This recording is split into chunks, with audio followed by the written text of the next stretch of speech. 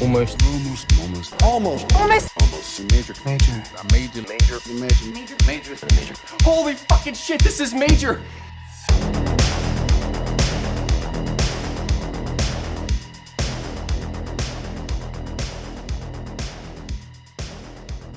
Welcome to this week's episode of Almost Major, where we talk about the many major studios and the films they released. Today we are talking about Lovely Amazing from 2001 as part of our Lionsgate miniseries. I'm one of your hosts, Kevin Tudor. I'm here with Bryden Doyle. Hello. And Charlie Nash. Hello. Joining us once again, a super special guest from the Spoiler Piece Theater podcast. It's Megan Kearns. How are you? Hello, I'm great. Thanks so much for having me back. Thank you so much for coming back. Can you just be here every 2 weeks when we record? Can you just be a permanent? You got it. Like I was saying, we were talking about Lovely and Amazing from 2001, premiered at Telluride in August 2001, opened and limited to 8 theaters in June 28th, 2002, maxed out at 175 theaters. Budget was $250,000. Opening weekend made $91,000. Domestic gross of $4.2. Overall gross of $4.6 million. Top 5 films this weekend. I will be very surprised if not all of us have not seen all of these movies. Top 5 films is Mr. Deeds, Minority Report, Lilo and Stitch, Scooby-Doo, and The Bourne Identity. I have seen all of those movies. Yeah. I don't think I've seen all of Mr. Deeds the whole way through. I think the bit... Close enough. I just rewound the bit where he beats up Alan Covert with the trash can a bunch of times. Megan, have you seen them all? I have. For a minute, I had to think, have I seen all of Mr. Deeds? And I have. So yes, I have seen all of them. Yes, we did it. Okay. I remember Mr. Deeds. I watched Beetlejuice around it's 2001, so I just saw Beetlejuice because I was like 10, and then seeing her in that, and I was like, I love her. And then all the dumb shoplifting bullshit happened, and then she just disappeared. And I was like, even in a movie like Mr. Deeds, which, look, I have nostalgia for that movie. I'm not going to say it's any good. I haven't seen it in a long time. But, like, even she is, like, so radiant and wonderful in it. And I just remember being like, where'd she go? Like, and then finding out years later, oh, it's because of this dumb shoplifting bullshit. Like, dog, if that would have happened today, nobody would have given a flying fuck. No. That was definitely some post 9/11, let's care about something else besides terrorism, so we're going to go extra hard on her for no fucking reason. Yeah. Winona forever. But thankfully she's great. back. Yeah. Yes, thank God. Oh, yeah. Oh, yeah. Number one song in the U.S. this week is Hot in Here by Nelly, and number one song in Canada this week, you'll never guess it, is Hot in Here by Nelly. Plot description from Google on Lovely and Amazing, which is always funny. A finely observed comedy, Lovely and Amazing is an intimate family portrait of 3 hapless but resilient women and the bittersweet lessons they learn in keeping up with the hectic demands of their individual neuroses. Each of the women seek their redemption in their own haphazard way, but whatever salvation they find is elusive and short-lived. Which makes it sound kind of like a horror movie, but when I read that out, I was just like, this is giving me the same vibes of like, I need to write a report, but I'm like 100 words less, and I just need to fill this shit out. The hectic demands of their individual neuroses. Anyways. It kind of sounds like Happiness as well. Todd Solondz Happiness. Which is a much different movie. I mean... Really? I mean, well, I'd say Happiness is obviously much more explicit. I mean, there is that scene in Happiness when Dermot Brody is calling up... you know what? Never mind. Written and directed by Nicole Holofcener.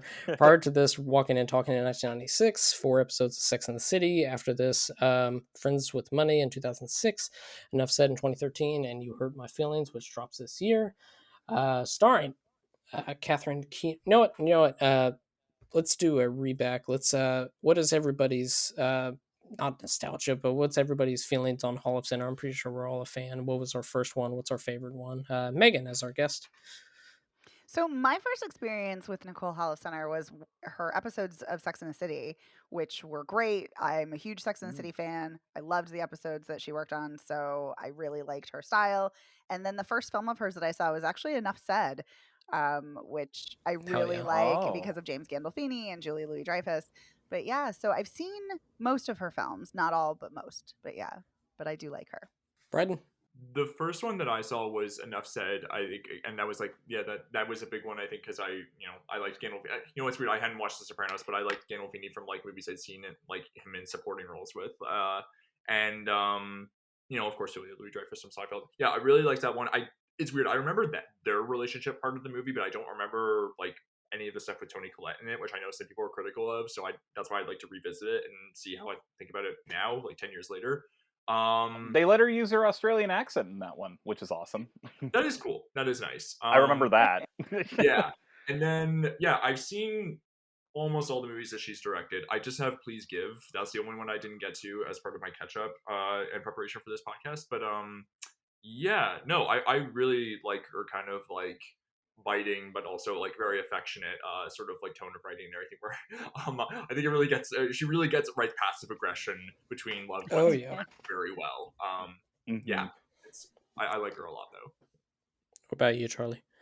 So I remember Enough Said coming out around a time that I was leaving my job at a movie theater, and I never saw it, and I don't even have an explanation as to why I never saw it. But I have a it's weird, I can't fully explain why I was so personally drawn to her, but like I remember I was going through a rough depressional or depression spell, and I rented um Women and Talking. I shouldn't say I rented it. I got it from the library.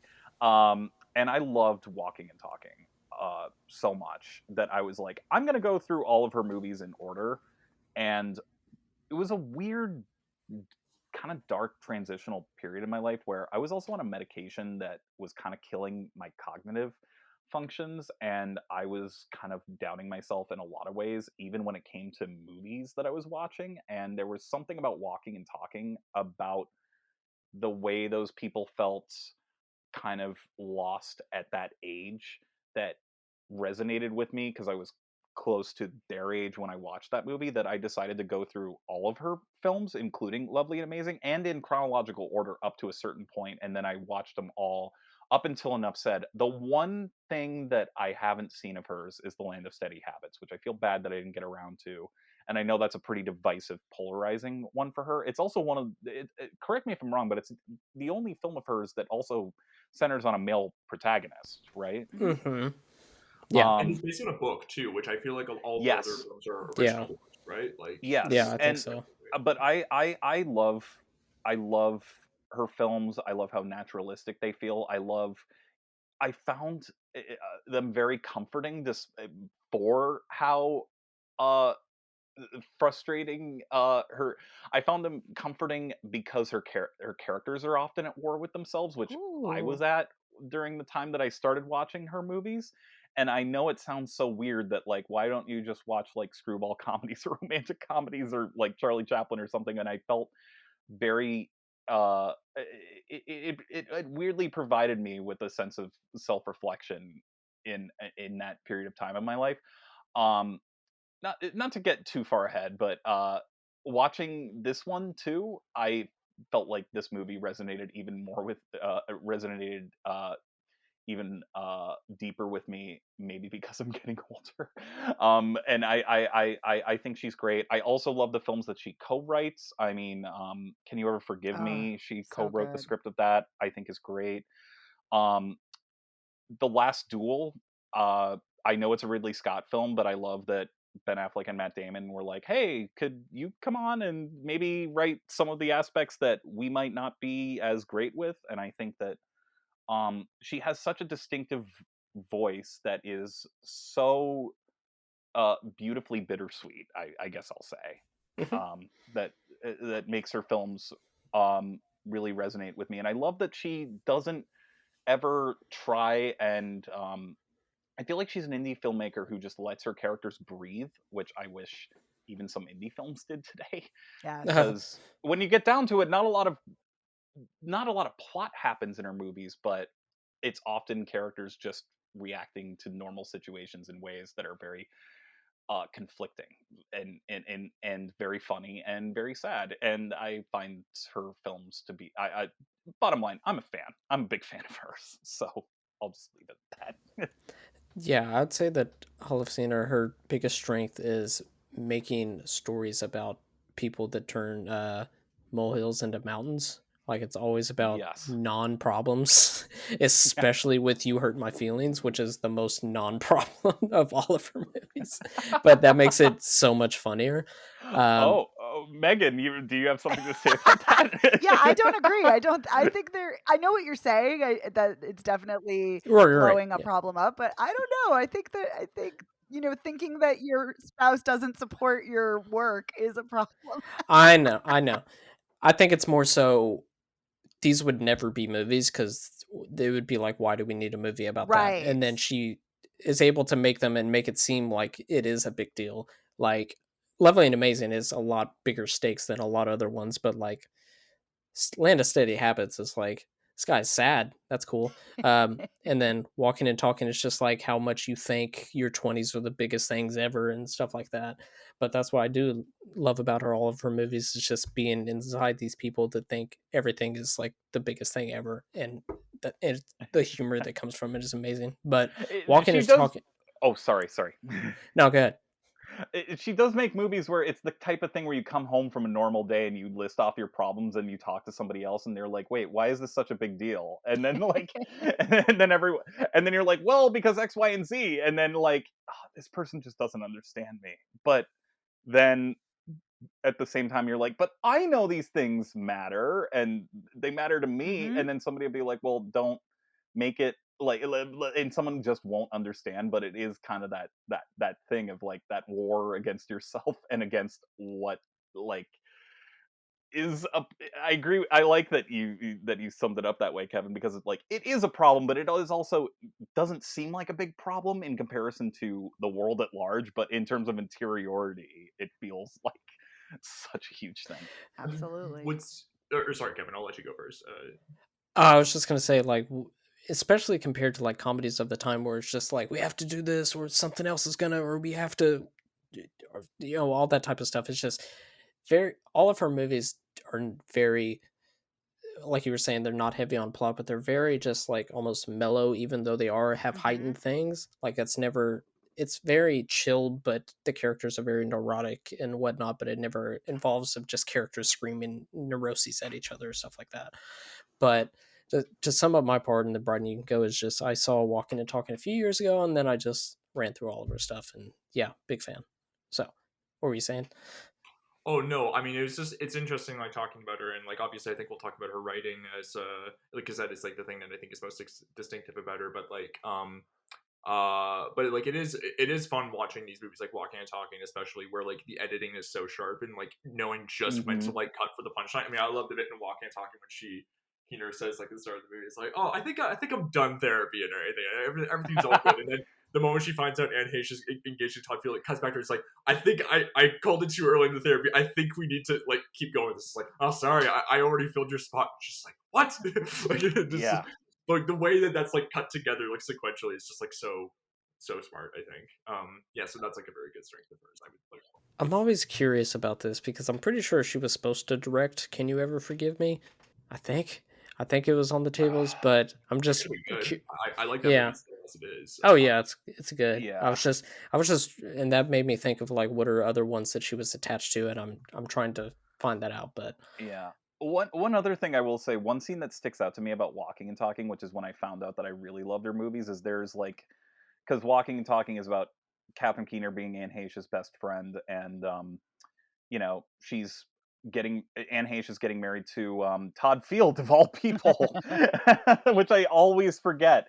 And even when I was watching it, even though I loved In the Bedroom back in the day when I saw it, I think it's interesting. Like they're having some issues before the wedding, and there's like a scene where Catherine Keener just comes over to Todd Field's house, and then at one point they're like, "You want to get high?"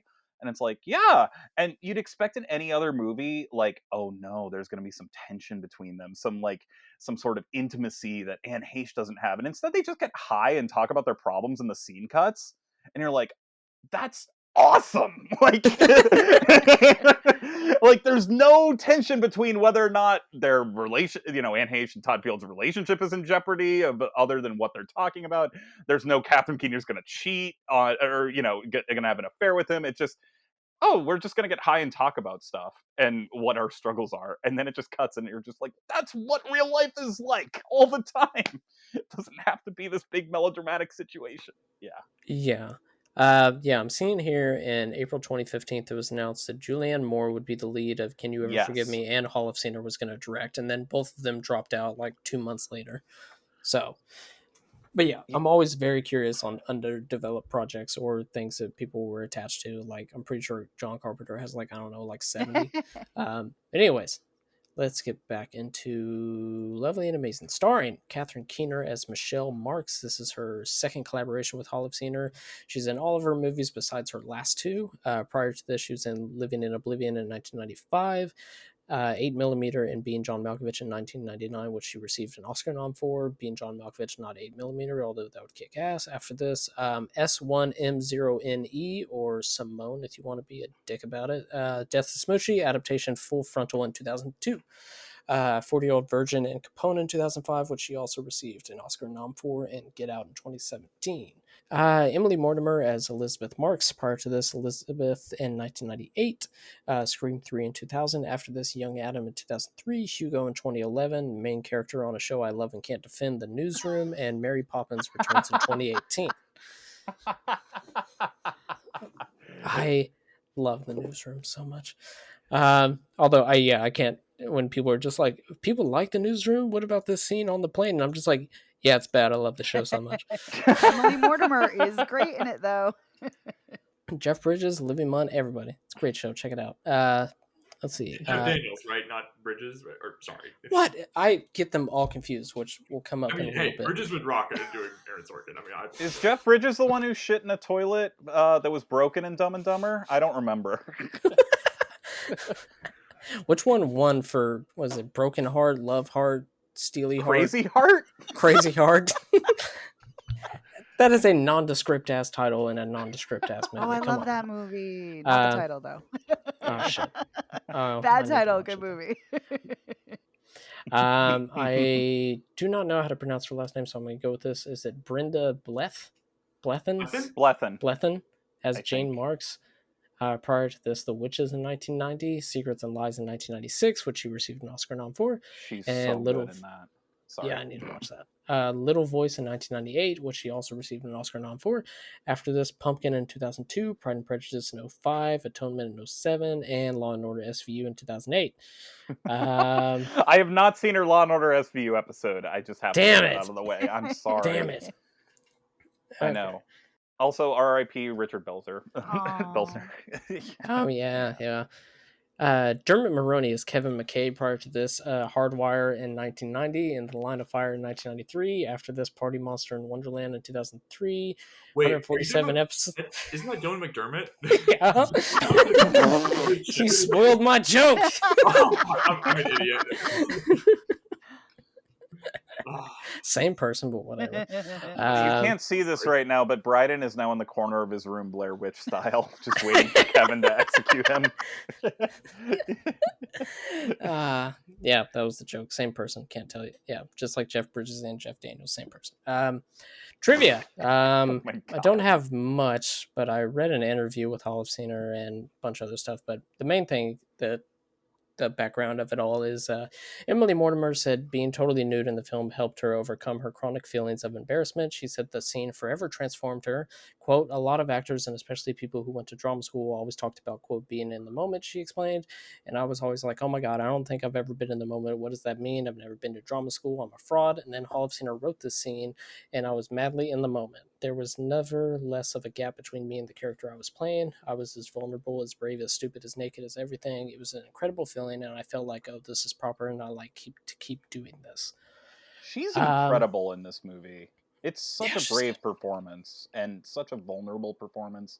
And in a movie in which there are a lot of people who are very flawed, I found it to be a very warm performance. I think out of everyone, and not to mention, not to get too far ahead of it, but I completely forgot that the opening of this movie is her in a photo shoot in which she's clothed but very see-through clothing, and then she literally says, I'm sorry, I just don't quite feel like myself, and it's a man behind the camera who you don't see who says, Who does? And it's kind of like that just sets the tone of the entire movie, which is, flawed women who are very much in a man's world, but consistently at war with themselves. But the patriarchy is also kind of a specter in certain ways throughout this movie, directly and indirectly.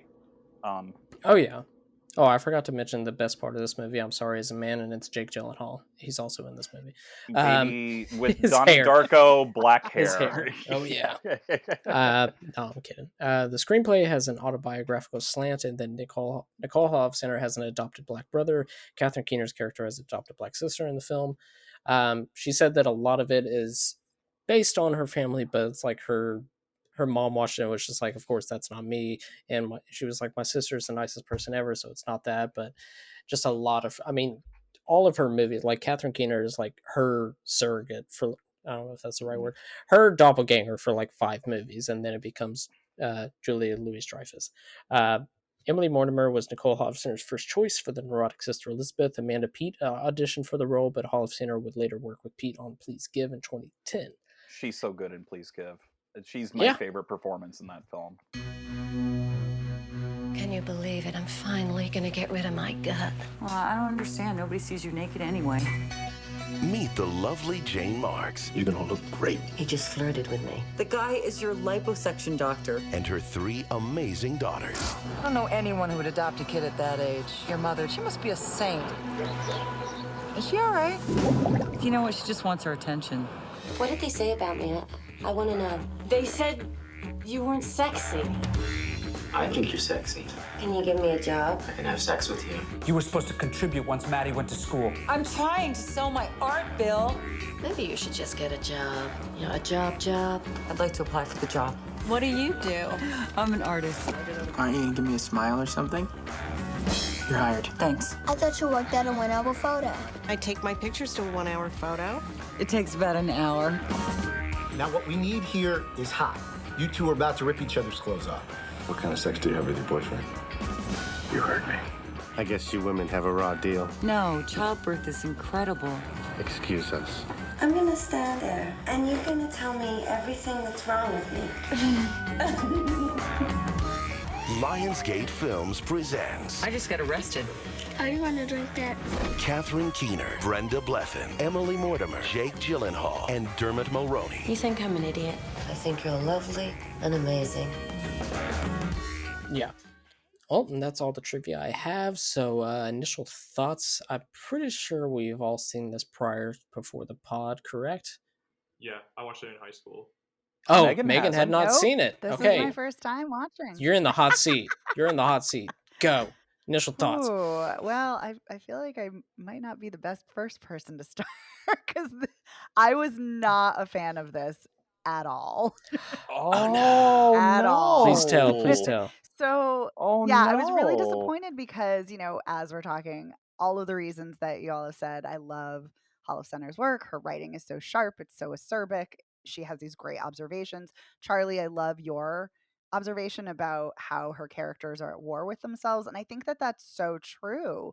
And I'm totally fine with her films not having a plot. I love a film that just has vibes or that's just about observations about people and their relationships and their own inner turmoil. So that was fine. But there was something about this particular film that felt very disjointed to me. The score was incredibly intrusive and distracting, like to irritation for me watching. And the other thing is that very early into the film, I'm like, okay, there's so much rampant fat phobia in this film. Is it trying to make a commentary on the toxicity of diet culture and beauty culture and of Hollywood and the patriarchy? Or is it buying into this and reifying this? And considering that so many of her films do have fat phobic elements, I think it's a bit of both. And I think she's trying to make a commentary on how society puts these constraints and expectations on women to look perfect and to not have any flaws. But I do think that she, unfortunately, is also reifying some of those issues as well. So yeah, I found these characters insufferable and not very interesting, except for Emily Mortimer. she's great. She's lovely. I wish the film had focused more on her. But yeah, this just maybe I need to watch it again, but it just I could see certain good parts, but it just didn't overall come together for me. Charlie, go ahead. As I mentioned earlier, I watched all of Nicole Holofcener's films quite a few years ago in order, and I remember not loving this one as much as I liked other ones, and I watched it again. It was my second viewing, and I liked it a lot more this time around. Um, I It's interesting. I read the film a different way in terms of what you're saying with the fat phobia. I have not seen a lot of her other films in a while, so I didn't remember a lot of other fat phobia in her previous films, but I did think it was interesting just to comment on what you just said, and then I'll go into uh, other thoughts. I thought it was interesting that the person who has no problem with their weight or what it's a bunch of white women telling a black child like you're going to be a fat teenager and that's not going to be pleasant for you, and and then she's literally like I don't care like whatever. Like I kind of found that kind of refreshing where she's just kind of like I'm just going to do what I want, like I genuinely don't care. And the Emily Mortimer scene where she's like, tell me everything that's wrong with me. I know we're going to get into this later, but I found that so tough to watch in a good way because it's also a man telling her all of these things and not the film. And I found it to be possibly, I read it as, has Nicole Holofcener gotten these remarks from men and maybe even women like that is just like because you look at Emily Mortimer and she's absolutely beautiful and it's such a brave scene that for her to do that, and in a way that I felt like it was a film that in terms of those subjects I found it to be very moving and also very critical of what society deems as a perfect body type, and also a lot of the characters self-hatred comes from expectations that they assume society expects of them without anybody ever really um confirming these fears. I found the movie, I agree with you, Megan, these characters are insufferable. To get into a more general thing, these characters are insufferable and I found them even funnier this time around. But in a way, because like it starts off with Catherine Keener just being like, "I'm a freelance artist," and she's like, "Look, aren't these cute?" And it starts off with her basically being like, "I'm just trying to make a living," and then the more that's revealed about her, the more that you find out she's nasty to her siblings, her mother, and other people. And I found all of these women to be um and characters, because I the other thing I just want to say in a generalized form is I love that it focuses on very flawed women who are not very nice. A lot of them are very mean, and then their male counterparts are also awful, and it's like how did you end up with these people? Like, oh wait, because this is what you believe society is telling you to do. And I found it to be very acidic at times and also very comforting, um in that whenever I'm stuck inside my own head and think certain bad things about myself, I found a lot of these types of like whenever you come home from work and you're like, God, why did I say something like that? Or why did I act this way?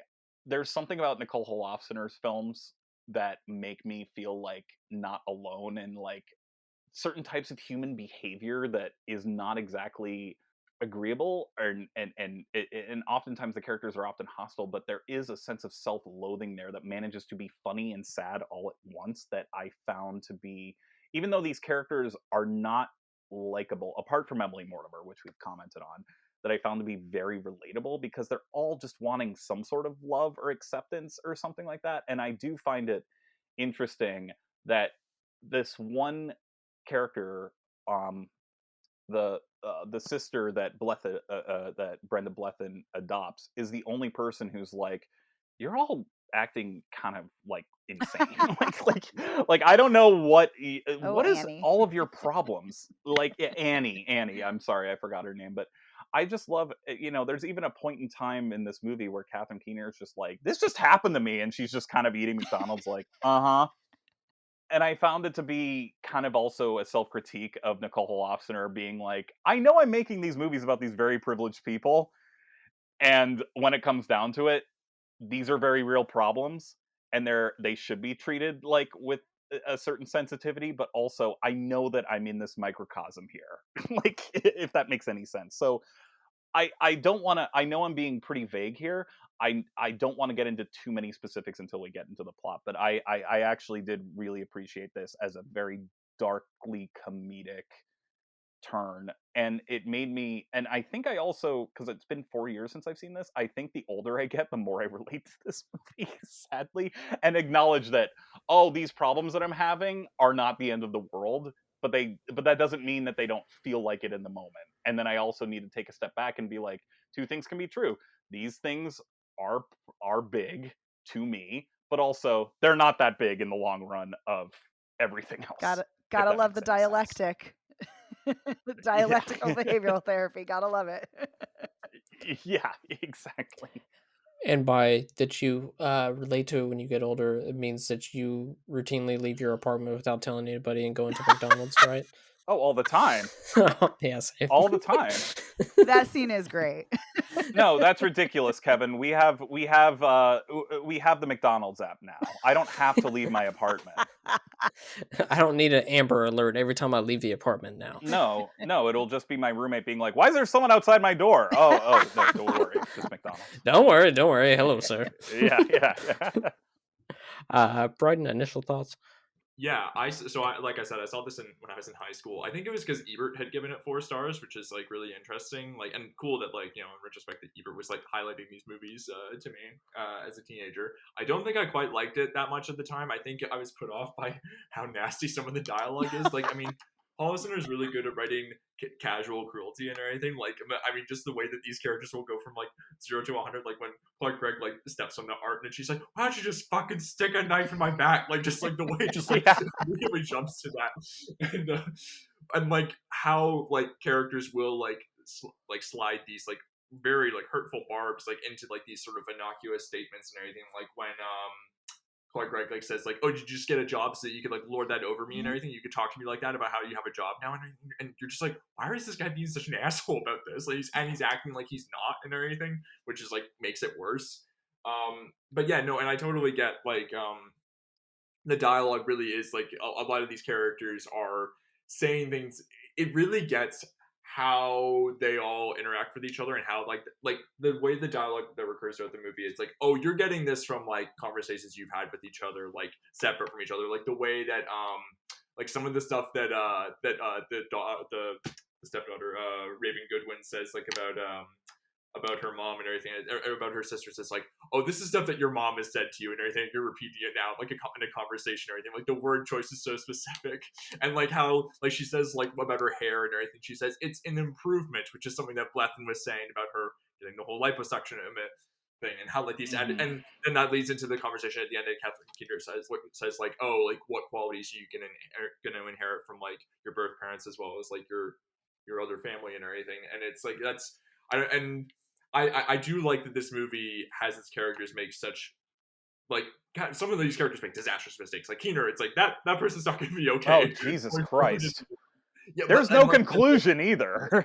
Like, there's no conclusion at all. Yeah, which I like that about it. It's not like, I don't want to like make this I don't want to be too reductive in comparing it to the movie that we talked about last time we had Megan on, but like with 24-Hour Woman, that movie is like, it's really good for the first hour where it's like showing like the complexities of like these characters who are like flawed and everything, but then it like has like just, I mean, one tonal shift at the end of that movie is bananas, but then also just like, all right, and all everyone lived happily ever after. It was all fine and everything. Whereas Holofcener does not take that easy way out in her movies, and in this movie, I would say especially. Yeah, I don't know. I guess it's just sort of like you acknowledge the movie ends with the characters being like, well, these are my problems. I guess I just kind of have to. I made my bed and I have to sleep in it and everything. And I like sort of like the open-endedness of that, and where some of these characters can end up being okay, and some of them are maybe not going to be okay. And yeah, no, I understand some of the criticisms that have been brought up already. Megan, I was not a fan of the whistling score Oh, thank throughout the whole you. thing. Thank you. Yeah, that was a little Oh precious. God. Am I gonna be the person who was like, I didn't mind the score. I just didn't mind It didn't work. Sometimes, I mean, we'll talk about weird scores when we talk about Slipping Down Life. Oh, will we? Yeah. But yeah, no, I quite likes this a lot, and yeah, no, it's her movies are just like, I mean, and like they give like such great opportunities like to actors like Catherine Keener, who like I've seen in so many movies where like, you know, I don't think it's even until I've like been older that like I've seen her in movies where she really gets like these like multi-layered roles and everything. Like I think people like joked at the time about like it's weird that she's in Captain Phillips as Tom Hanks' wife for like 5 minutes at the start and then just years or whatever. And but here like she really gets like a lot of like meaty dialogue to chew on, and yeah, I mean it's just and yeah, it's insecure. It's stuff that I can relate to in her movies too. Like it really gets sort of the toxicity of some of these relationships that they have and everything. I mean, yeah, oh my gosh, like the James LeGros relationship is so bad. He's such a piece of shit. He's such a Such toll. an asshole. Yeah. Oh my gosh, and like this is I like have to work. What do you want? I have to work. Like, get out of here. And like the way, and this is like where Holofcener's direction, like visually, it can be like a little perfunctory is not the right word or anything, but it's not ostentatious in a way that like you can almost, it kind of almost seems invisible and everything. But like, you know, I think it's like, you know, it's like subtle stuff, like the fact that like Emily Mortimer is talking about like her, you know, her bad like photo shoot and everything, and James LeGros is like off screen entirely, and it just like wanders in the frame and says like maybe she just shouldn't do it, and she's just saying, okay, you're not listening to me. Like yeah, and that's another thing that I think is Holofcener is really good at, like about these characters are very self-involved, and it's like it wants to take their problems seriously, I think, you know, as minor as they might be and everything, because like they are affecting them emotionally and everything, but it's like the thing of like there are other people besides them that are dealing with these issues and everything, and like they don't know how to listen to each other. I mean, like the key line in Walking and Talking, I think, is when Anne Heche says she wants to have sex with one of her patients as like a therapist or whatever, and Keener like starts talking about some other thing, and Heche is like saying, Amelia, we're talking about me, like, well, please listen to what I'm saying.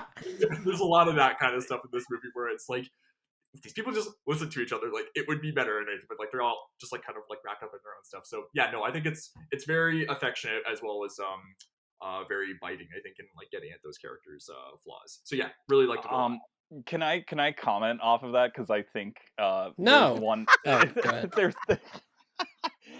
oh god, who plays Catherine Keener's husband again? I'm sorry. Clark Gregg.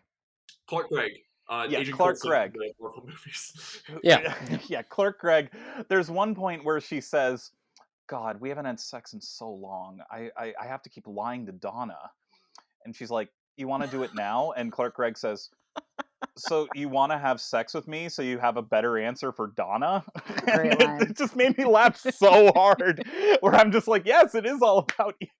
And the other thing I just want to say real quick, Bryden, is what I love about her movies too is they're often saying, whenever there's another character who's not present, they're often talking about them behind their back and in an incisive way that is very true, but also reflects them in a way they don't want to acknowledge, that I think is very accurate. Because there are times where you're just like venting about anything that happened, or you know, and then you're just like, yeah, this happened with this person and this, and then you're just like, it might take another person to point out, like, you know, that's also true of you too, and these characters never want to acknowledge that. Like, I think of Catherine Keener talking to Annie in the backseat of the car, like, oh, she decides to like disassociate from reality, and she's like, what's reality? Right now she just decides to not involve herself in all that, but so she can have a better perspective on life, so it doesn't impact her. I think I just muddled and convoluted that whole line. It's much more clear cut in the movie, but it is that thing where it's like, Catherine Keener, you're doing the exact same thing. Like, and even the 8 to 10-year-old's little sister in the back of the car can pick up on that. So yeah. Yeah, initial thoughts, I'll go real quick. Yeah, I love this. This is probably my second favorite. I do love Walking and Talking more. My favorite part that is just why I love Kathleen Catherine Keener and Holofcener is the part where she's at the after party, and like what was it? Emily Mortimer's agent comes by and she's like, "Your sister's like really neurotic," and she's like, "Fuck you, she has problems." And then she's like walking away, and she has all these facial tics, like she's trying to be happy but also is upset, and like it goes on for so long, and I'm just like, something's wrong. But she's so great in that scene. I love when Catherine Keener also asks Emily Mortimer's like, "I have to go take care of Annie." "Well, I want to stay. Can I stay?" "Well, it's my party." "Well, would it be weird if I stay?" And Emily Mortimer's like, "I mean, yeah, a little." But like, no, fine, it's fine, stay. And then Catherine Keener is like staying. It just cuts back to people being like, "What are you talking about? Who are you? Why are you here?" Like, yeah, and it's funny too, like those background, like the supporting characters in those scenes and everything. Like she's really good in some of these movies I've seen, like Friends with Money, Walk and Talk, and this, where like it's like showing how people are reacting to sort of like the madness of these characters' lives and everything. Like when Catherine Keener says like "fuck you," and she says it a little too loudly and everything. You see like that's what it's like people are like, what did she just say? she has that problem from the beginning, and what's funny is at the beginning of that scene where she tries to sell the chairs, and she's like, "Yeah, they kind of remind me of these things, these rope nets, and nobody bought them." And she kind of says, "Bitch, excuse me, nothing." And at first you're like, you know what? Good for you, Catherine Keener. And then you realize, oh no, she's always like this. Yeah, no, Nicole Holofcener definitely nails solipsism and gets it very, very right. Yeah, which I'm so glad you brought up, like Charlie, like ages ago, I wanted to respond to you that I'm sorry. Gosh, no, you just said so many good things. I was like, I gotta remember. But yeah, no, I just want to say, because there is such an expectation, especially on women characters, to not be quote unquote unlikable. And so, and I call these characters insufferable because I think they are. But yeah, they are. But I mean, they're for me, and listening to all of you talk about it, like maybe I do need to rewatch it because maybe I would find more subtleties and nuance and enjoy it more. But I do want to say, like, it's not that characters need to be traditionally likable, and that is something that Holofcener really nails really well. And I do love the dialogue, and I love how naturalistic it is. Yeah, I wish I enjoyed it as much as you guys, but but I'm so glad you do. Megan, have you seen Bachelorette? I have. You have? What's your thoughts on that? It's okay. I'm not really. I'm not into mean humor. It's not for me. So I love mean dialogue when it's not a comedy. So like, give me Who's Afraid of Virginia Woolf all day, every day. But mean comedy, not so much my jam.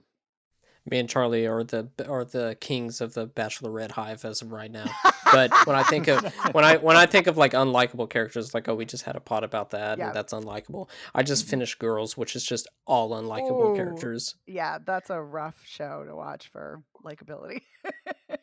But that their unsufferableness is still, I like them. That's what I do like, is people that are unsufferable, and I still like them. Yeah. Just like this movie, Soft and Quiet. No, that's different. Oh Jesus Christ! But you know what's a movie that I love with one of the most unlikable characters? I love Young Adult. It's amazing. It's hell yeah! Oh yeah! So so give me those unlikable characters. Yeah. I love that in that movie, Charlize Theron's like, "I'm gonna win my X-Pac," after he sent me an invitation to come to their wedding, and then you find out that he's marrying this sweet woman who's working with children with disabilities, and you're like, fuck, this is the character I'm stuck with? Is this, she wants to ruin these people's lives? Oh God. Like Megan, did you see Soft and Quiet? I did not, but now I will. Oh, okay. Okay. Okay. It's hilarious. No, it's not. It's anything but. The title is ironic, I'm assuming. Yeah. It's one of the hardest movies to watch I've seen. Oh no! It's grueling. Yeah. But yeah, I didn't look until afterwards, and same thing with Slipping Down Live. Could not find like a beat by beat plot description, so we might need to put our brains together and remember it. But like we were saying, it does start out with Catherine Keener trying to sell her little twig chairs, and they were just like, oh, we don't really want them. But also at the same time, her friend from high school or somebody that she knew from high school meets up with Yes. her, where she's acting all nice, and then she goes back to her sister and is just like shit talking to her, even though. Can I stop actually, because I Mhm. love that scene, and it really I remembered this from the first time I watched it, but what I thought was I loved this exchange where they're like, "So how are," where Catherine Keener is like, "Oh my god, I haven't seen you since junior high. How are you doing?" And her friend's like, "I'm a pediatrician." And she's like, "Wow." And her friend's like, "What?" And she's like, "Well, it's just seems so fast." And her friend's like, "We're 36." And Catherine Keener goes, "Yeah, well, we're not 36, 36. Yeah. And I was like, oh god. I think she even says like, "Are you kidding?" It's like, no, why would I? Like, Yeah. And then in the midst of this, yeah, we're not going to take your twig things, that it reminds us of this thing that we took in and no one bought them. Bitch, what? Nothing. It was so nice to see you. Yeah, so nice to see you too. And they were just like, oh dear. Like, I think even funnier is when that scene gets brought back where she's trying to sell the wrapping paper and goes even more harder on the guy who could not give two shits less about her. But the guy is even meaner to her. Oh, and a part yeah. of me is like I'm glad that she's pushing back, but also like it's so inappropriate on both of their ends that I relate. I felt empathy for every extra in that scene who is just like you don't even really need to act. Just react as if you're seeing this in public and like because it's just uncomfortable all around. Yeah. What's next? Well, This Emily is Mortimer great. has her photo shoot. Right. And she's dating James LeGros, who's like a writer, I guess. It's not specific what he's writing, but he's clearly more involved in what he's doing than I will also. Oh, sorry, Brandon. Yeah. No, I was just trying to give. That's like the brief setup for where she's at the start of the movie. But yeah, I will give Emily Mortimer this. James LeGros is arguably the biggest douchebag in this whole movie, but he is hot. I will say. I know that's a very terrible, superficial thing to say, but I'm like, well, he looks. He's pretty handsome. It's just that if you ever exchange any line of dialogue with him, he says exactly what you don't want to hear and what is not the right thing to tell anybody, especially Yeah, he's who is terrible. in an industry. Yeah, where I'm like, well, he's handsome, but then anytime he opens his mouth, I'm like, ew. Yeah, he totally she goes, demeans. "Don't He totally demeans her career and tells her that he doesn't want to be with her. That she should be with a girlfriend to talk about feelings and like, what a jerk. That's like the second time they're together too in the movie. He just swings over and he's just like, I don't think we should do this. And you're just like, God damn, really? Okay. Yeah. I want you to come with me to this event. I think you should bring somebody else. Well, I want you to be there. Okay, fine, I'll go. someone will have fun. Right, Like, right. Yeah, somebody will have fun. Yeah. Yeah, and like the way that he ends the breakup too. Like, I mean, like he and Clark Gregg have two great, just sort of like indignant, exasperated reactions where it's like, just sort of like as if like, oh, I can't believe they're acting like this to me. What have I done wrong? And it's like, it's like you've done everything wrong. Yeah. Okay, and then their mother, Emily Mortimer, and Catherine Keener's mother is her name is Jan, and she's getting liposuction. And the funny thing is, she's only getting it for like 10 pounds to show how superficial she is, and ends up having a lot of complications with it. And then it's just like, why did I even do this? And you're just like, yeah. But oh God, I'm sorry, I'm getting on everything. I'm sorry. I feel like I'm dominating this conversation. No. I'm trying to figure out the plot, and I just can't think of it off the top of my head. Well, one thing that we should mention too is that Jan adopted this, black girl Annie, and what I found to be interesting is that nobody's talking about Annie and her feelings. They're all No. talking about how Annie relates to Jan. And at one point, they're just like, "That's so brave and wonderful of your mother to adopt this girl." And then Catherine Keener immediately says, "Oh, please, she just did it to make herself feel better." And here's the thing: we don't know exactly why Jan did this, and it is really gross to hear that come out of Catherine Keener, where even if it's true, it's like you're not even acknowledging Annie as a little girl who has all these, she's in one of the most pivotal moments of her life, and nobody is talking about what's best for her. They're all talking about how her mother adopted her, to make herself feel better. And while that might even be true, they're not taking into consideration what her needs might be, and as someone who is not the same skin tone as, like, as these white people who are very privileged. And I found it very interesting that we never fully understand what Jan's motivations were, but viewing how her sisters view her and how they're kind of jealous and kind of also very mean and condescending, but without acknowledging Annie as a person. They just view it as, oh, mom wanted to do this to be a better person, which I think is very complicated.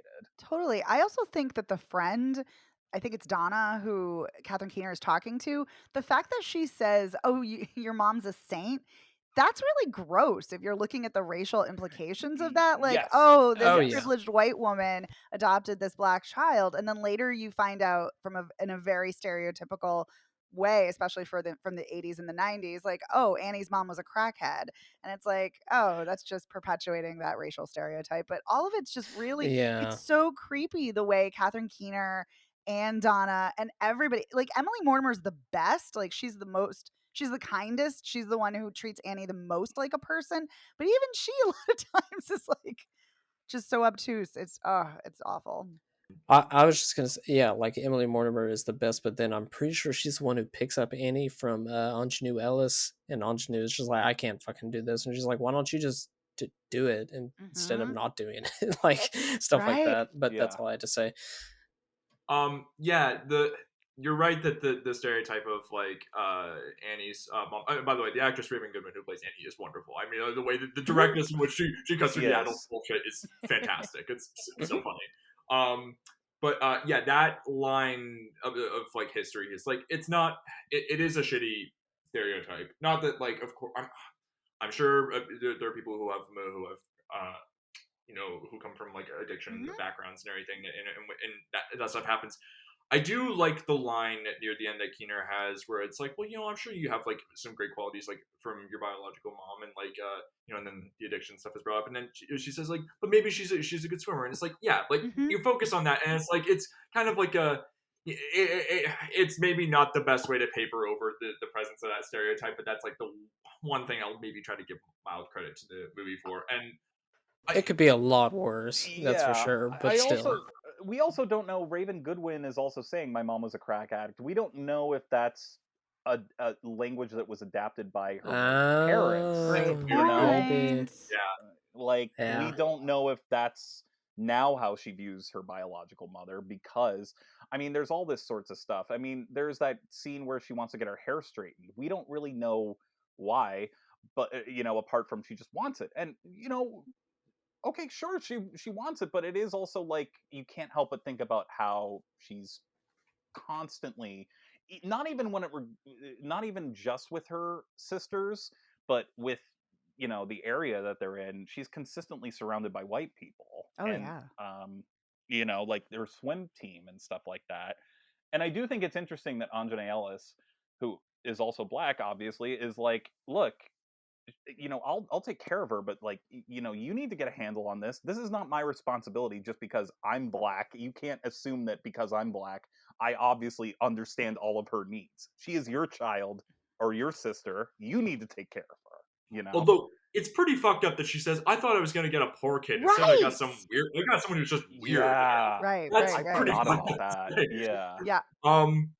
And yeah, it's interesting too with like, I think it's a very heavy issue with like with the topic of hair and blackness and everything. But it's interesting how Blethyn is like so encouraging about Goodwin like wanting to like embrace her true self and everything and stuff like that. Like saying like, oh, like you're I don't know. She doesn't say lovely and amazing to that character, but she basically like enforces like, you're great the way you are and everything. But it's interesting that like she's sending these messages of like, accept yourself for who you are and everything, but then she's going into this operation that is like where she's clearly not comfortable. Again, it's like the thing we were talking about where it's like characters giving advice to it. It's, do as I say, not as I do. Yes, totally. Very much that's the ethos of a lot of these Holofcener characters. So I think the movie's very smart about that stuff. And on top of that, whenever there's a moment where Jan isn't asking how Annie is really, she's more preoccupied with how her plastic surgeon might be flirting with her, and then she just assumes, oh, one of my sisters will take care of you.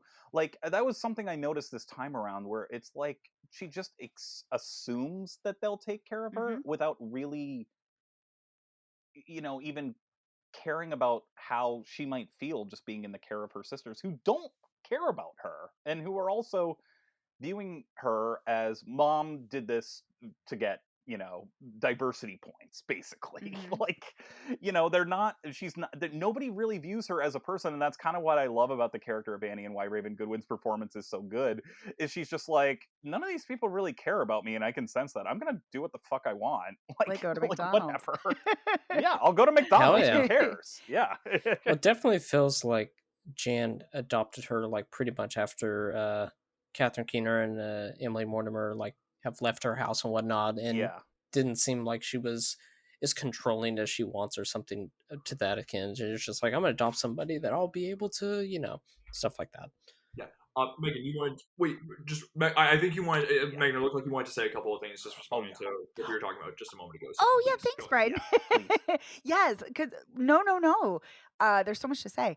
No, when Charlie, when you brought up the issue of Annie wanting to straighten her hair, and and she lies to Ingenue Alice, saying like, "Oh yeah, my mom said it was okay," but clearly, obviously, she didn't. And it's very clear, like, she wants to look white, even though it's obviously not explicitly said, because there's a line, and it happens like so quickly. But there's a line when Annie is talking about, or she's asking questions about liposuction and other things to Jane, and Jane's like saying something, and she's like, well, and Annie's like, I just want to claw my skin off, and like, oh my god, like that's horrifying. And like, and Brenda Blethyn doesn't like, she's like, well, you're beautiful, and but she doesn't really get into the intricacies of race and the intersection of race and gender and beauty and all of that. But yes, she is supportive, which is lovely.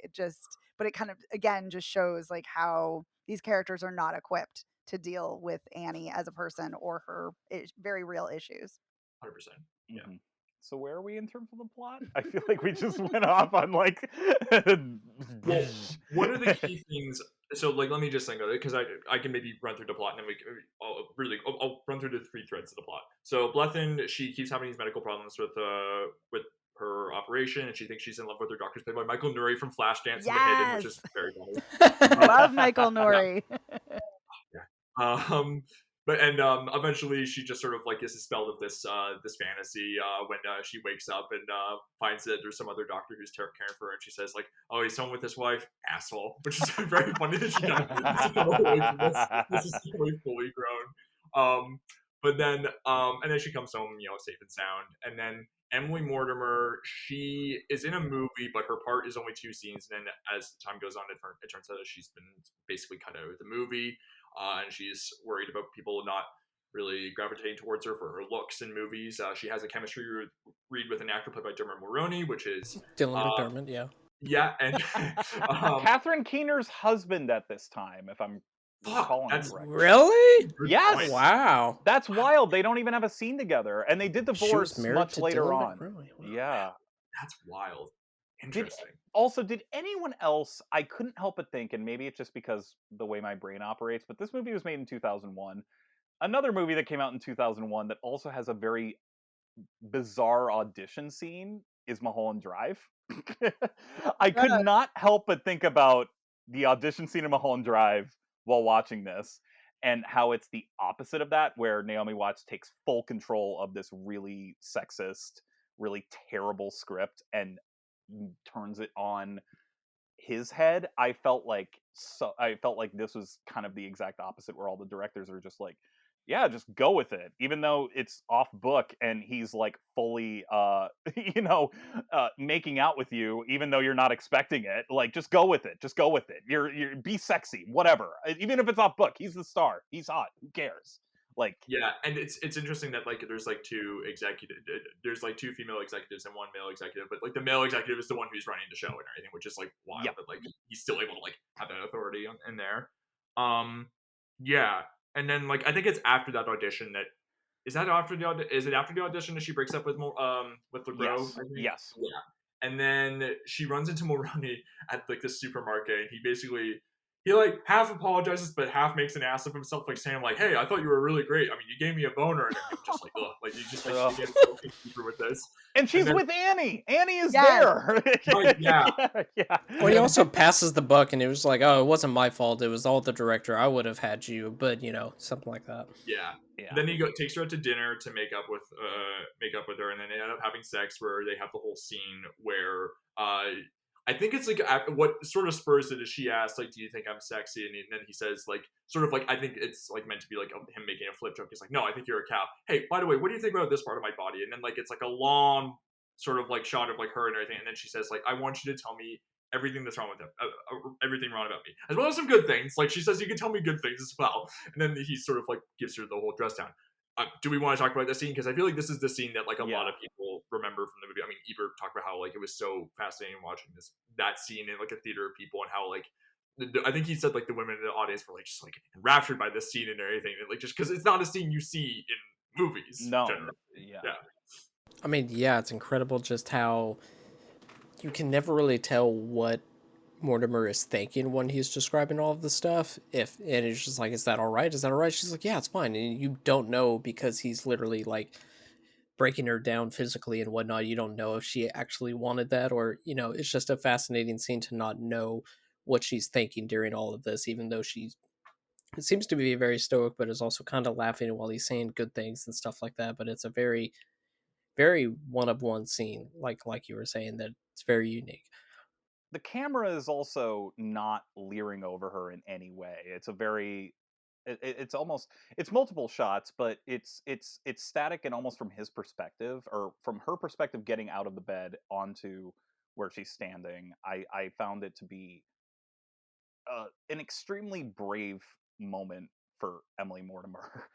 And it made me think that she, Nicole Holofcener must have put a lot of trust and comfort and security on this set to make a scene like this that could go wrong in so many ways.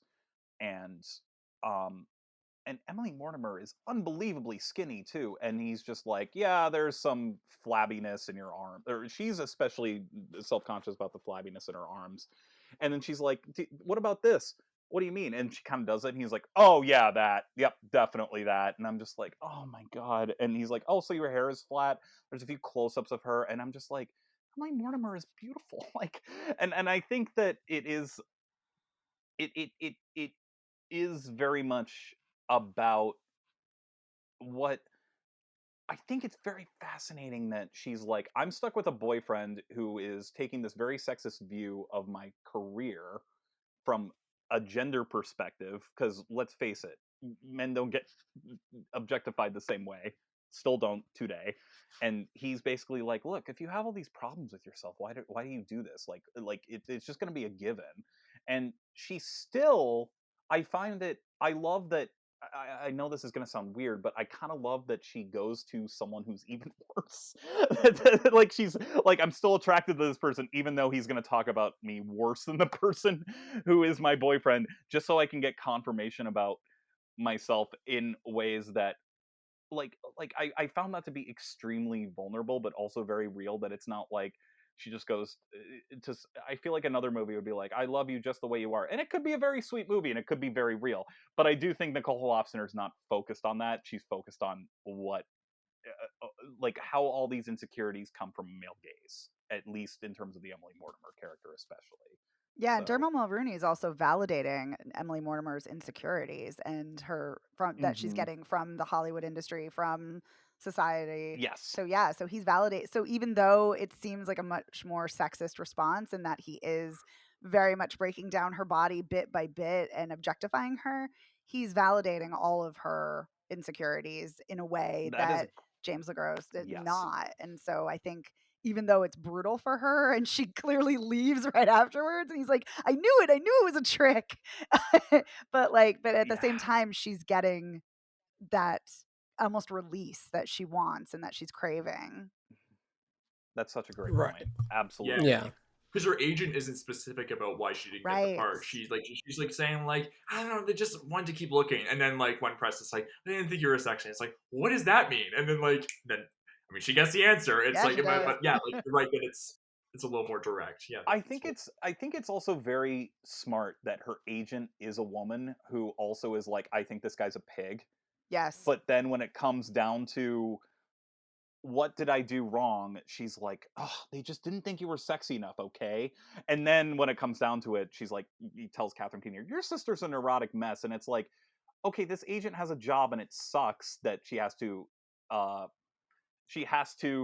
cement these very sexist things, but she doesn't take full responsibility that she's part of the problem. And I think that the fact that she's a woman agent is very smart, because it's not just men piling on top of it. Like, she's complicit in Emily Mortimer's insecurities, but then going, oh, I can't stand, she's so much work. And it's just like, well, you know, like, why are you not being more empathetic? But I believe that happens all the time. So it's smart to have that complication, that thorniness with that, even that supporting character, you know. Yeah, it crystallizes that it's not an individual problem, it's a systemic problem. Yeah. Yes. Oh no.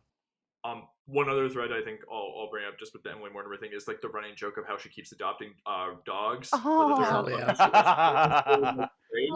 And the 1-2 punch of the joke where it's like she sees the dog on the street, then it cuts to her at Aunjanue Ellis's place with the dog that she's newly adopted. But then when she leaves her at Maroni's place later in the movie, she walks past the lost dog signs. It's just like such a perfect payoff. Oh yeah.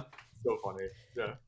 And that comes back around because what is it when she's is she leaving the party that she sees the dog, and the dog, yeah, and then after that is when Dylan McDermott or Dermot Mulroney, one of those two, calls her back, and it was just like, do you want to get something? She's like, no. He was just like, is it something I did? And she's not saying, probably it's because she feels insecure about her lip that's gotten ripped open and whatnot. And it's just so funny how now it's something that's, you know, that's been done to her besides something that she does to herself as far as how she sees herself. So there's really no end to that. I like that, where it's just not, he doesn't really get an answer and she doesn't really tell him a clear enough answer. And I think that's very interesting.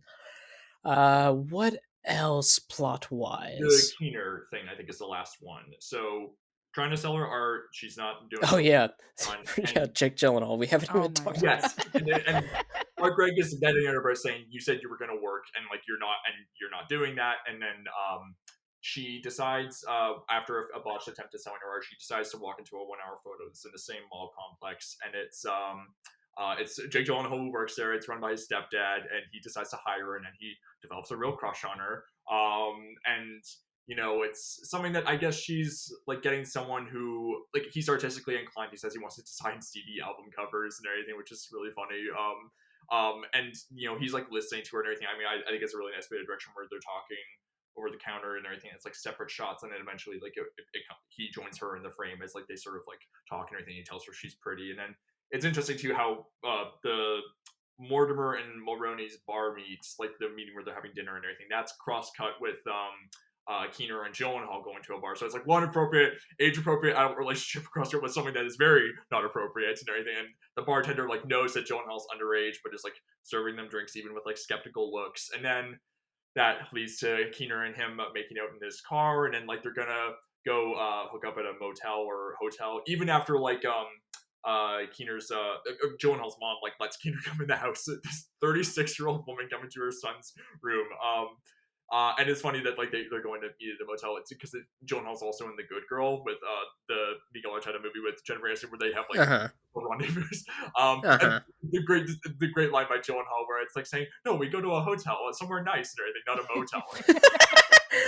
Well, fucking like 17, just like, oh, I know what class is. It's fine. Yeah, and then he gets arrested, and you know, it's not clear what's going. Well, like charges are going to be pressed, I think, is like what the cop tells her when she's in prison, or jail rather. And then her husband is threatening to take away her kid, even though he's one of the other reasons why Clark Gregg sucks in this movie is he's cheating on her with her best friend. You know, that's like a thing that where Keener like calls the house, you know, wondering where her husband, or she calls like Donna, her friend, and everything, and then like it shows like on the other side at the end. On the other side of the phone call, Clark Gregg hops out of the pool and like says like, "Oh, what's wrong with my wife's mom?" And then like the friend is like, "Oh, who knows?" And everything. So yeah.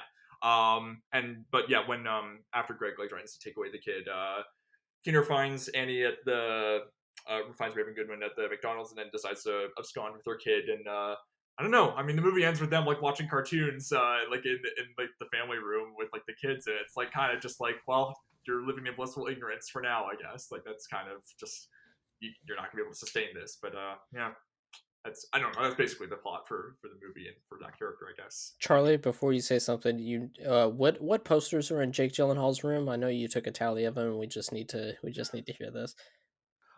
It is, yes, Disturbed, Papa Roach, Everclear, yeah, and Red Hot Chili yeah. Peppers. Oh, Everclear also, it's the what is the one? It's the album with Wonderful on it. The one where they have they're like outside of a suburban home.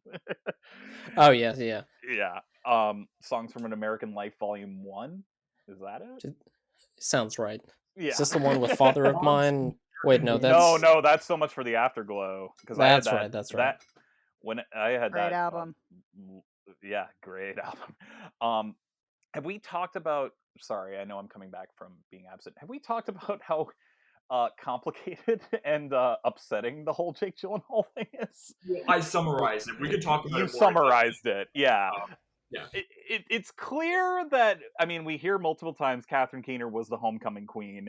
She doesn't like that she's young, but not as young as she wants to be. And then she takes up a job at, I mean, it weirdly, I know this is going to sound really weird, but this is the more responsible plotline of American Beauty for me. Where he's like, I'm going to work at a burger joint, and then I'm going to I'm going to try and get laid with this person who's clearly underage. And as long as they're not a virgin, it's fine. Oh, you're a virgin? Okay, no, we can't do this. Whereas this, it's like, they go all the way, and then she gets arrested. And she doesn't want to take any kind of responsibility. And it's also very complicated because I couldn't help but think what's disturbing to me is Jake Gyllenhaal screaming, "She didn't even rape me! What's going on?" Oh my God. Look, my mom is mentally ill. Like, my mom, she's insane. We're in a relationship here. Which I found to be, like, it got very big laughs, but in the same way that a Todd Solondz film would have for me, where I was just like, oh, Jesus Christ. Like, she's ruined this kid. Like, this kid is so fucked.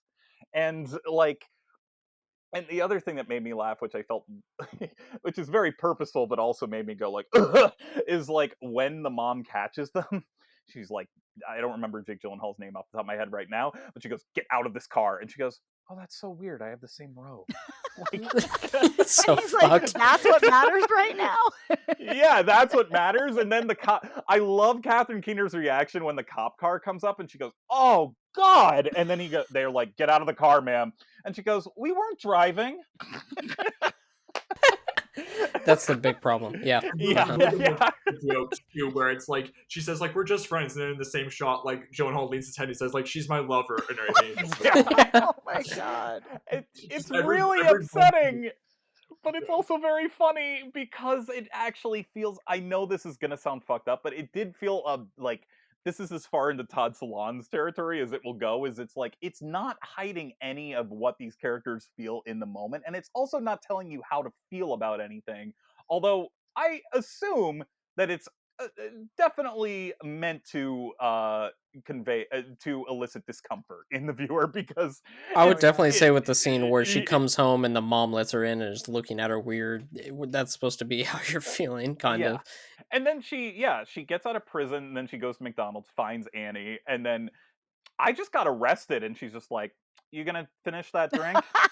"No, go ahead." Her reaction to her is like, "Huh, what are you doing here?" Yeah, when it's like should be the biggest thing ever, right? Yeah. Yeah, but then Goodwin asks like, "Do you think my hair is pretty?" And then like Keener, like for once, listens to someone other. And Yes. It's like, "Yes, I do think it's really pretty." And it's a really sweet moment. Yeah. I mean, loaded as it might be, it is like a nice moment. It's a moment of connection at the very least between these characters, and that's something. Mm-hmm. Yeah. It also made me laugh just going a bit before she got arrested. I love that she's like, "I can't go to a motel with you. I'm married. I'm old." And like, it made me laugh because she's not old, but I understand what it feels like to be like, I feel old, but you're young. You're young, but you're not that young. You should not be doing this. No. Like that type of thing. Like it's it's that complicated. It just made me laugh that she's like, I'm old, and it's like, no, you're not. Like, but Yeah. you're definitely too old to Yeah. be doing this. This is not okay. Compared to Jake Gyllenhaal, she's old. Yeah. But it is really. And she's compromised. Oh, sorry, no, Megan, please continue. Thank you. Yeah, I was gonna say I do find it really fascinating, and I'm really glad you actually, as much as I don't want to think about Kevin Spacey, I'm really glad you brought up American Beauty, Charlie, because it is a really great juxtaposition that is happening here. Because so often we do see such drastic age gaps with really young women and much older men, and it's very fascinating here that we're getting a younger guy, who's 17 and a 36-year-old woman, and still very uncomfortable. As it's not supposed to be romantic. It's not supposed to be sexy in any way, shape, or form. It is uncomfortable. It should be uncomfortable. And it's played, while it is played for uncomfortable, awkward laughter and humor, it is uncomfortable. So I think the scene is done well. And also I'm like screaming inside, like, what are you doing? Like, ah! Yeah, your husband might be having an affair with your friend. That doesn't mean you can go fuck some 17-year-old that you just worked with. Like, at least Donna's age appropriate and a yeah, exactly. adult. I also I don't know if we skipped over this, but it did make me laugh really hard. Where it's showing just enough without being. There's no nudity. It's not tittillating in any way, but they're making out in the back of the car, and there's the wrapping paper that she tried to sell initially, and he's like, "What's this?" "Oh, that's my wrapping it's so paper. Pretty. It's so pretty. I'd buy it in a heartbeat." And then it cuts. Yeah.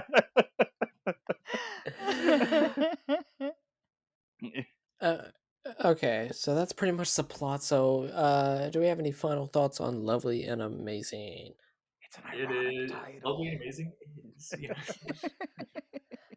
She's at first, yeah. Why is there not a poster that like what was it for Signs, where it was just like, we had the sixth sense, we thought we were unbreakable, and now we see the signs. It was just like Holofcener was once walking and talking, and now she's lovely and amazing. I do have a thought. I think it's something that's very interesting because we're talking all about the privilege amongst these characters and how they're rich white women. And it is so fascinating to me that while I think that's a valid criticism and discussion and definitely important to talk about privilege in class, I think it's interesting that Nicole Holofcener sometimes gets pushback for focusing almost exclusively on rich white women when male filmmakers don't get that criticism ever.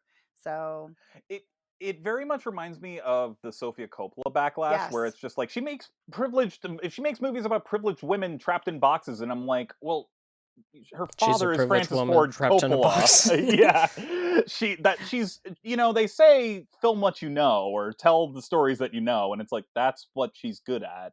I would much rather that than her feeling like she needs to tell other people's stories that she can't directly relate to. Like, yes, but then I feel like something like On the Rocks, where she actually does bring a black person in for Marlon Wayans on the Rocks, it's just like that was good. But as far as like doing, yes, she is. Yep. As well, but yes. Right. That's true. I don't remember much about On the Rocks, so for some movie. Yeah, it's fun. Yeah. But yeah, that's what I was just saying about that. Yeah, no, it's definitely worth bringing up. I mean, Friends with Money, I think like that movie is definitely critical. Where like they're like going to all these charities and it's like saying, which one's this for? ALS, homelessness, and then like they keep like mixing it up. Yeah. She's definitely aware of that stuff, as opposed to some filmmakers. Like, I mean, I like some of Judd Apatow's movies, but like, people like say that like those movies take place in like rich white bubbles. It's like, yeah, no, you're not wrong. Yeah.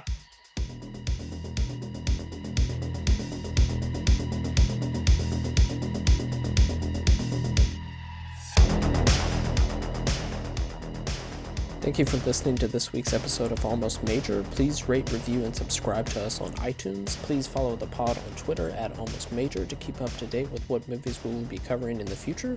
Myself, I can be found on Twitter and Letterboxd at KevBonesy. Bryden can be found on Twitter at Bryden Doyle and on Letterboxd at JDoyle. Charlie can be found on Twitter and Letterboxd at CTNash91. Once again, thank you for listening.